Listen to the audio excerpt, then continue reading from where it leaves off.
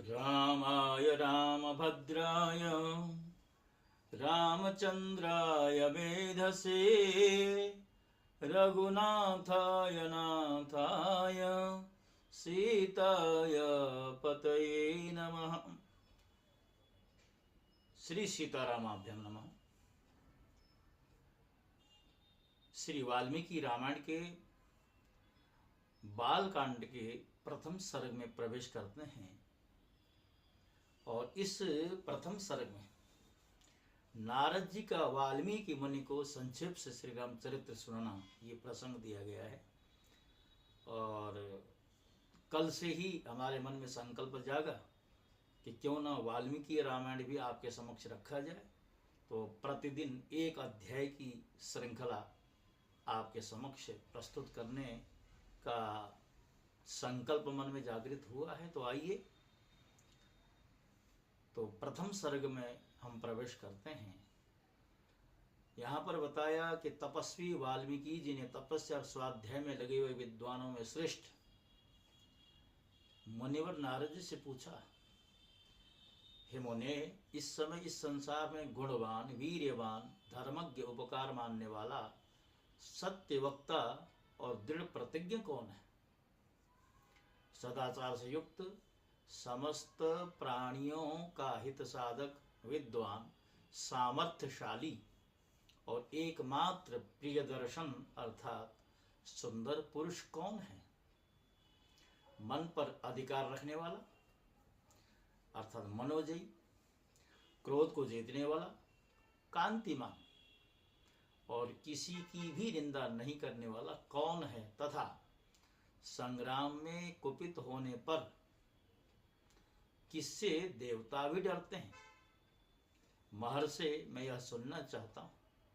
इसके लिए मुझे बड़ी उत्कंठा हो रही है, उत्सुकता हो रही है मेरे मन में। महर्षि वाल्मीकि जी के इस वचन को सुनकर तीनों लोकों का ज्ञान रखने वाले नारद जी ने उन्हें संबोधित करके कहा, अच्छा सुनिए। और फिर प्रसन्नता पूर्वक बोले, हे मुने, आपने जिन बहुत से दुर्लभ गुणों का वर्णन किया उनसे युक्त पुरुष को मैं विचार करके कहता हूं, आप सुने। इक्ष्वाकु के वंश में उत्पन्न हुए एक ऐसे पुरुष हैं जो लोगों में राम नाम से विख्यात हैं। वे ही मन को वश में रखने वाले महाबलवान, कांतिमान, धैर्यवान और जितेंद्रिय हैं। वे बुद्धिमान, नीतिज्ञ, वक्ता, शोभायमान तथा शत्रु संहारक हैं। उनके कंधे मोटे और भुजाएं बड़ी बड़ी हैं। ग्रीवा शंख के समान और ठोड़ी मांसल अर्थात पुष्ट है। उनकी छाती चौड़ी तथा धनुष बड़ा है। गले के नीचे की हड्डी अर्थात हंसली मांस से छिपी हुई है। वे शत्रुओं का दमन करने वाले हैं। भुजाएं घुटने तक लंबी हैं। मस्तक सुंदर है। ललाट भव्य और चाल मनोहर है। उनका शरीर अधिक ऊंचा या न नाटा होकर मध्यम और सुडौल है। देह का रंग चिकना है। वे बड़े प्रतापी हैं। उनका वक्षस्थल भरा हुआ है और आंखें बड़ी बड़ी हैं। धर्म के ज्ञाता, सत्य प्रतिज्ञ तथा प्रजा के हित साधन में लगे रहने वाले। वे यशस्वी, ज्ञानी, पवित्र, जितेंद्रिय और मन को एकाग्र रखने वाले। प्रजापति के समान पालक, श्री संपन्न, वैरी विध्वंसक और जीवों तथा धर्म के रक्षक हैं। स्वधर्म और स्वजनों के पालक, वेद वेदांगों के तत्ववेता, वेत्ता तथा धनुर्वेद में प्रवीण हैं। वे अखिल शास्त्रों के तत्वज्ञ, स्मरण शक्ति से युक्त और प्रतिभा संपन्न है। अच्छे विचार और उदार हृदय वाले वे श्री रामचंद्र जी बातचीत करने में चतुर तथा समस्त लोगों के प्रिय हैं। जैसे नदियां समुद्र में मिलती हैं, उसी प्रकार सदा राम से साधु पुरुष मिलते रहते हैं। वे आर्य एवं सब में समान भाव रखने वाले हैं, उनका दर्शन सदा ही प्रिय मालूम होता है। संपूर्ण गुणों से युक्त वे रामचंद्र जी अपनी माता कौशल्या के आनंद को बढ़ाने वाले, गंभीरता में समुद्र और धैर्य में हिमालय के समान है। वे विष्णु भगवान के समान बलवान हैं, उनका दर्शन चंद्रमा के समान मनोहर प्रतीत होता है। वे क्रोध में कालाग्नि के समान और क्षमा में पृथ्वी के समान है। त्याग में कुबेर और सत्य में दूसरे ही धर्मराज प्रतीत होते हैं। इस प्रकार उत्तम गुणों से युक्त और सत्य पराक्रम वाले सद्गुणशाली अपने प्रियतम ज्येष्ठ पुत्र को, जो प्रजा के हित में संलग्न रहने वाले थे, प्रजा वर्ग का हित करने की इच्छा से राजा दशरथ ने प्रेमवश युवराज पद पर अभिषिक्त करना चाहा। तदनंतर राम के राज्याभिषेक की तैयारियां देखकर रानी कैकेयी ने, जिसे पहले ही वर दिया जा चुका था, राजा से यह वर मांगा कि राम का निर्वासन अर्थात वनवास हो और भरत का राज्याभिषेक। राजा दशरथ ने सत्य वचन के कारण धर्म बंधन में बंध कर प्रिय पुत्र राम को वनवास दे दिया है। कैकेयी का प्रिय करने के लिए पिता की आज्ञा के अनुसार उनकी प्रतिज्ञा का पालन करते हुए वीर रामचंद्र वन को चले। तब सुमित्रा के आनंद बढ़ाने वाले विनयशील लक्ष्मण जी ने भी, जो अपने बड़े भाई राम को बहुत ही प्रिय थे, अपने सुबंधुत्व का परिचय देते हुए स्नेहवश वन को जाने वाले बंधुवर राम का अनुसरण किया। और जनक के कुल में उत्पन्न सीता भी, जो अवतीर्ण हुई देव माया की भांति सुंदरी, समस्त शुभ लक्षणों से विभूषित स्त्रियों में उत्तम, राम के प्राणों के समान प्रियतमा पत्नी थी, और जो सदा ही पति का हित चाहने वाली थी, रामचंद्र जी के पीछे चली। जैसे चंद्रमा के पीछे रोहिणी चलती है, उस समय पिता दशरथ ने अपना सारथी भेजकर और पूर्ववासी मनुष्य ने स्वयं साथ जाकर दूर तक उनका अनुसरण किया। फिर श्रृंगवेरपुर में गंगा तट पर अपनी प्रिय निषादराज गुह के पास पहुंचकर धर्मात्मा श्री रामचंद्र जी ने सारथी को अयोध्या के लिए विदा कर दिया। निषादराज गुह, लक्ष्मण और सीता के साथ राम, ये चारों एक वन से दूसरे वन में गए। मार्ग में बहुत जलों वाली अनेकों नदियों को पार करके भरद्वाज के आश्रम पर पहुंचे और गुह को वहीं छोड़ा। भरद्वाज मुनि की आज्ञा से चित्रकूट पर्वत पर गए। वहां वे तीनों देवता और गंधर्वों के समान वन में नाना प्रकार की लीलाएं करते हुए एक रमणीय पर्णकुटी बनाकर उसमें सानंद रहे। राम के चित्रकूट चले जाने पर पुत्र शोक से पीड़ित राजा दशरथ उस समय पुत्र के लिए उसका नाम ले लेकर विलाप करते हुए स्वर्गवासी हुए। उनके स्वर्ग गमन के पश्चात वशिष्ठ आदि प्रमुख ब्राह्मणों द्वारा राज्य संचालन के लिए नियुक्त किए जाने पर भी महाबलशाली वीर भरत ने राज्य की कामना न करके पूज्य राम को प्रसन्न करने के लिए वन को ही प्रस्थान किया। वहां पहुंचकर सद्भावना युक्त भरत जी ने अपने बड़े भाई सत्य पराक्रमी महात्मा राम से याचना की और यूं कहा, हे धर्मज्ञ, आप ही राजा हो। परंतु महान यशस्वी परम उदार प्रसन्न मुख महाबली राम ने भी पिता के आदेश का पालन करते हुए राज्य का विलासा न की और उन भरताग्रज ने राज्य के लिए न्यास अर्थात चिन्ह रूप में अपनी ही खड़ाओं भरत को देकर उन्हें बार बार आग्रह करके लौटा दिया। अपनी अपूर्ण इच्छा को लेकर ही भरत ने राम के चरणों का स्पर्श किया और राम के आगमन की प्रतीक्षा करते हुए नंदीग्राम में राज्य करने लगे। भरत के लौट जाने पर सत्य प्रतिज्ञ जितेंद्रिय श्री राम ने वहां पर पुनः नागरिक जनों का आना जाना देखकर उनसे बचने के लिए एकाग्र भाव से दंडकारण्य में प्रवेश किया। उस महान वन में पहुंचकर कमललोचन राम ने विराट नामक राक्षस को मारकर शरभंग सुतीक्ष्ण अगस्त मुनि तथा अगस्त के भ्राता का दर्शन कराया। फिर अगस्त मुनि के कहने से उन्हें इंद्र धनुष, एक खड्ग और 2 तोणीर जिनमें बाण कभी नहीं घटते थे, प्रसन्नता पूर्वक ग्रहण किया। एक दिन वन में वनचरों के साथ रहने वाले श्री राम के पास असुर तथा राक्षसों के वध के लिए निवेदन करने को वहां के सभी ऋषि मुनि आए। उस समय वन में श्री राम ने दंडकारण्यवास अग्नि के समान तेजस्वी उन ऋषियों को राक्षसों के मारने का वचन दिया और संग्राम में उनके वध की प्रतिज्ञा की। वहां ही रहते हुए श्री राम ने इच्छानुसार रूप बनाने वाली जनस्थान निवासिनी शूर्पणखा नाम की राक्षसी को लक्ष्मण के द्वारा उसकी नाक कटाकर कुरूप कर दिया। तब शूर्पणखा के कहने से चढ़ाई करने वाले सभी राक्षसों को और खरदूषण, त्रिशिरा तथा उनके पृष्ठपोषक असुरों को राम ने युद्ध में मार डाला। उस वन में निवास करते हुए उन्होंने जनस्थनवासी 14,000 राक्षसों का वध किया। तदनंतर अपने कुटुंब का वध सुनकर रावण नामक राक्षस क्रोध से मूर्छित हो उठा और उसने मारीच राक्षस से सहायता मांगी।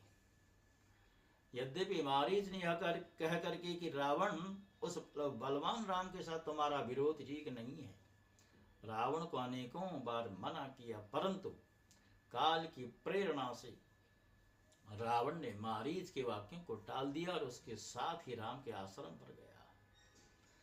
मायावी मारीच के द्वारा उसने दोनों राजकुमारों को आश्रम से दूर हटा दिया और स्वयं राम की पत्नी सीता का अपहरण कर लिया।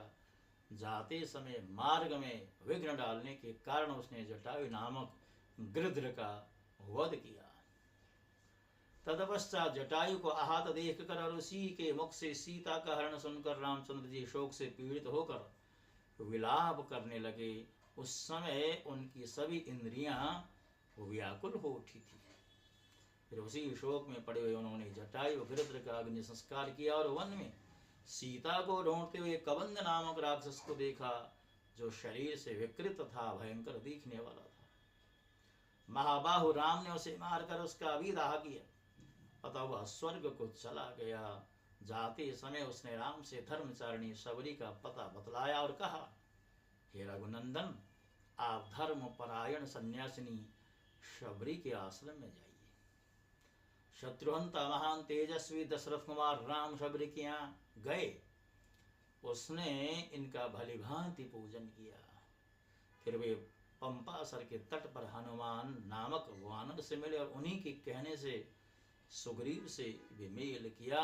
तदनंतर महाबलवान राम ने आदि से ही लेकर जो कुछ हुआ था वह विशेषतः सीता का वृत्तांत सुग्रीव से कह सुनाया।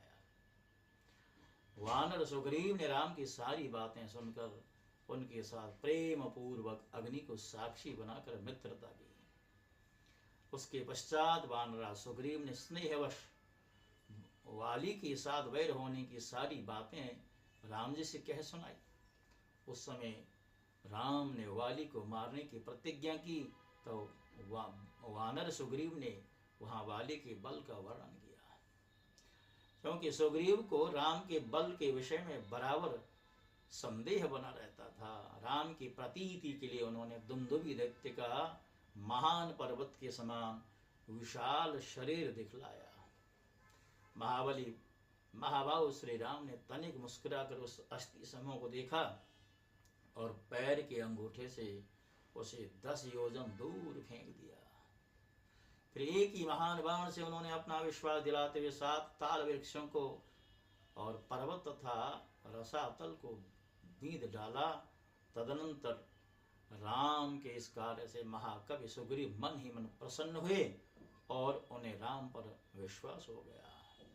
फिर वे इनके साथ किष्किंधा गुहा में गए। वहां पर सुवर्ण के समान पिंगल वर्ण वाले वीरवर सुग्रीव ने गर्जना की उस महानाद को सुनकर वानरराज बाली अपनी पत्नी तारा को आश्वासन देकर तत्काल घर से बाहर निकला और सुग्रीव से भिड़ गया। वहां राम ने वाली को एक ही बाण से मार गिराया। सुग्रीव के कथनानुसार उस संग्राम में वाली को मारकर उसके राज्य पर राम ने सुग्रीव को ही बिठा दिया। तब उस वानर राज ने भी सभी वानरों को बुलाकर जानकी जी का पता लगाने के लिए उन्हें चारों दिशाओं में भेजा। तत्पश्चात संपाति नामक गृध्र के कहने से बलवान हनुमान जी 100 योजन विस्तार वाले क्षार समुद्र को कूद कर लांग गए। वहां रावण पालित लंकापुरी में पहुंचकर उन्होंने अशोक वाटिका में सीता को चिंतामग्न देखा। तब उन विदेह नंदिनी को अपनी पहचान देकर राम का संदेश सुनाया और उन्हें सांत्वना देकर उन्होंने वाटिका का द्वार तोड़ डाला। फिर 5 सेनापतियों और 7 मंत्री कुमारों की हत्या कर वीर अक्षय कुमार का भी कसम निकाला। उसके बाद वे जानबूझकर पकड़े गए। ब्रह्मा जी के वरदान से अपने को ब्रह्मपाश से छुटा हुआ जानकर भी वीर हनुमान, जिसने अपने को बांधने वाले उन राक्षसों का अपराध स्वेच्छानुसार सह लिया। तत्पश्चात मिथिलेश कुमारी सीता के स्थान के अतिरिक्त समस्त लंका को जलाकर वे महाकवि हनुमान जी राम को प्रिय संदेश सुनाने के लिए लंका से लौट आए। अपरिमित बुद्धिशाली हनुमान जी ने वहां जा महात्मा राम की प्रदक्षिणा करके यूं सत्य निवेदन किया, मैंने सीता जी का दर्शन किया है। इसके अनंतर सुग्रीव जी के साथ भगवान राम ने महासागर के तट पर जाकर सूर्य के समान तेजस्वी बाणों से समुद्र को क्षुब्ध किया। तब नदीपति समुद्र ने अपने को प्रकट कर दिया। फिर समुद्र के ही कहने से राम ने नल से पुल निर्माण कराया। उसी पुल से लंकापुरी में जाकर रावण को मारा। फिर सीता के मिलने पर राम को बड़ी लज्जा हुई। तब भरी सभा में सीता के प्रति वे मर्म भेदी पसंद कहने लगे। उनकी इस बात को न सह सकने के कारण साध्वी सीता अग्नि में प्रवेश कर गई। इसके पश्चात अग्नि के कहने से उन्होंने सीता को निष्कलंक माना। महात्मा रामचंद्र जी के इस महान कर्म से देवता और ऋषियों सहित चराचर त्रिभुवन संतुष्ट हो गया। फिर सभी देवताओं से पूजित होकर राम बहुत ही प्रसन्न हुए और राक्षस राज विभीषण को लंका के राज्य पर अभिषिक्त करके कृतार्थ हो गए।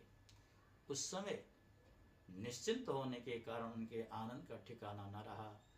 यह सब हो जाने पर राम देवताओं से वर पाकर और मरे हुए बानरों को जीवन दिलाकर अपने सभी साथियों के साथ पुष्पक विमान पर चढ़कर अयोध्या के लिए प्रस्थित हुए। भरद्वाज मुनि के आश्रम पर पहुंचकर सबको आराम देने वाले सत्य पराक्रमी राम ने भरत के पास हनुमान को भेजा। फिर सुग्रीव के साथ कथा वार्ता कहते हुए पुष्पकारूढ़ हो वे नंदीग्राम को गए। निष्पाप रामचंद्र जी ने नंदीग्राम में अपनी जटा कटाकर भाइयों के साथ सीता को पाने के अनंतर पुनः अपना राज्य प्राप्त किया। अब राम के राज्य में लोग प्रसन्न, सुखी, संतुष्ट, पुष्ट, धार्मिक तथा रोग व्याधि से मुक्त रहेंगे। उन्हें दुर्भिक्ष का भय न होगा। कोई कहीं भी अपने पुत्र की मृत्यु नहीं देखेंगे। स्त्रियां विधवा न होंगी, सदाई पतिव्रता होंगी। आग लगने का किंचित भी भय न होगा। कोई प्राणी जल में नहीं डूबेंगे। बात और ज्वर का भय थोड़ा भी नहीं रहेगा। क्षुधा तथा चोरी का डर भी जाता रहेगा। सभी नगर और राष्ट्र धन धान्य संपन्न होंगे। सत्ययुग की भांति सभी लोग सदा प्रसन्न रहेंगे। महायशस्वी राम बहुत से सुवर्णों की दक्षिणा वाले 100 अश्वमेध यज्ञ करेंगे।